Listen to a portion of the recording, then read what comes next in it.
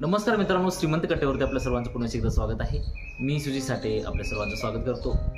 कसा माहिती आहे का, 2-4 दिवसाखाली एक इन्सिडेंट झाला होता माझ्यासोबत आणि तो इन्सिडेंट खूप महत्त्वाचा होता।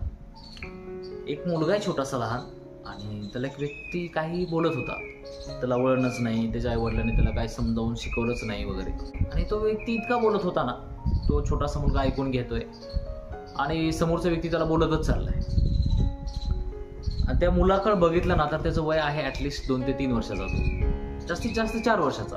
आणि त्याला ते बोलणं ऐकवलं चाललंय की तुला वळणच नाही, तुझ्यावर संस्कारच नाहीत वगैरे वगैरे। आणि ते गोष्ट बघून मला खूप वाईट वाटत होतं, पण मी बोलू शकत नव्हतो समोरच्या व्यक्तीला, कारण तो थोडासा प्रतिष्ठित होता। पण ज्यावेळेस मी ती गोष्ट बघितलो ना, मला प्रचंड वाईट वाटलं। इथं लोक भरपूर मोठे व्हायला लागलेत, लग्नाला आलेत, ज्यांचे लग्न झालेत, खूप मोठे मोठे वय झालेत त्यांचे, त्यांना अक्कल नाहीये।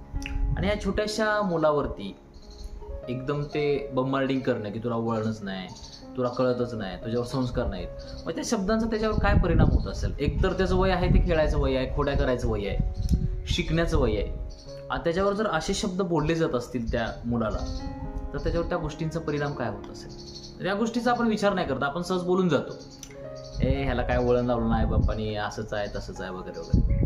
त्याचं वय किती आहे आपण ती गोष्ट बघत पण नाही। आणि कसं असतं माहिती आहे का, लहान मुलं ही खोडकर असतात, त्यांना समजून घेण्याची समज आपल्यामध्ये असली पाहिजे।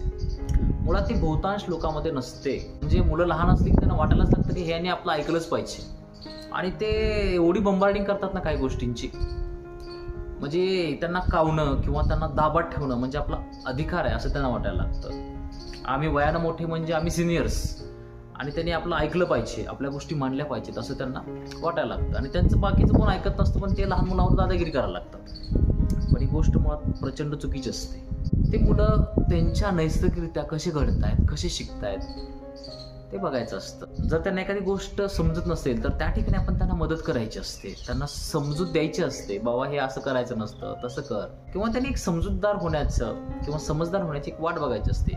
एक कालावधीनंतर त्यांना कुठल्याच गोष्टीमध्ये रस राहत नसतो, ते पण मॅच्युअर होतात, सगळ्या गोष्टी करायला लागतात, त्यामुळे त्या गोष्टी समजून घेणं खूप महत्त्वाचं असतं। पण बरेचसे लोक आहेत जे फालतू काही बोलून जातात, कमेंट पास करतात, त्यामुळे त्या मुलांना त्या गोष्टीचं ते शब्द पडले ना कानावर की खूप वाईट वाटायला लागतं, त्यांच्यावर ते घडलं जातं आणि कुठे ना कुठे त्याचा एक परिणाम होत असतो त्यांच्या मनावरती।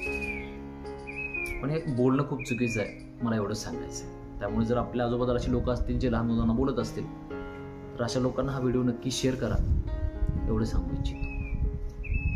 Thank you so much for watching this video. God bless you, bye.